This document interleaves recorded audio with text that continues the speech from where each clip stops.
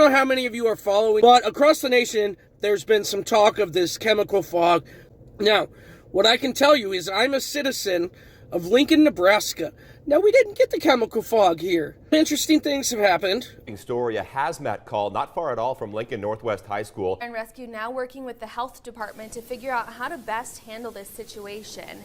Here's what we know right now. A call came out at around 3:45 this afternoon after a semi with a trailer carrying those hazardous materials hit something, causing a small fire that's since been put out. We're told whatever was leaking has been contained. As we learn more, we'll be sure to pass that information along. But what's suspicious is that about 2 hours before this, on our police scanners, we were made aware that they were like doing air sweeps. The helicopters were searching the city looking for something to think a vehicle, but I'm not sure they said.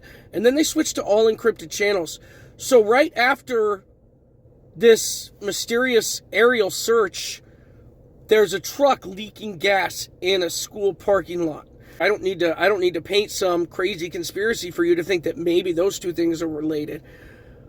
But also, look at this. The same day as all this, earlier in the day, on the other side of town, a mail truck completely engulfed in flames. How often does one of those mail trucks get completely engulfed in flames? I don't think that often. Now, if I wanted to spread whatever chemical they were spreading in the fog, and I didn't want to be, spraying chemicals out of a truck all over town, I could do that in one location, and I could start a chemical fire in the other and let the chemicals in the fire go. So I'm not saying that Lincoln, Nebraska is going to start getting cases of the bird flu. I'm not saying that the government and the pharmaceutical companies that were gassing everybody with the chemical fog last week have now made it here to the heartland. I'm just an interview I got to take with one of the students themselves. I warn you, the interview is very disturbing. It was right after the incident. She was very brave, very brave. Good job, Skylar. Lucha Legion News here.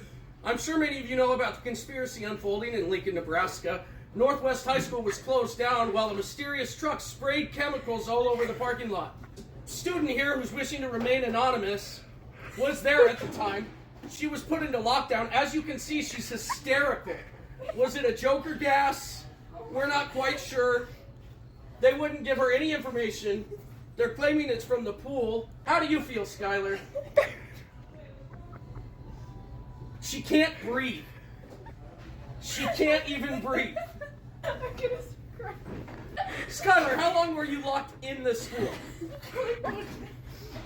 20 minutes. 20 minutes is all the time they gave her to not die. Do you think this is related to the chemical fog all across the country last week?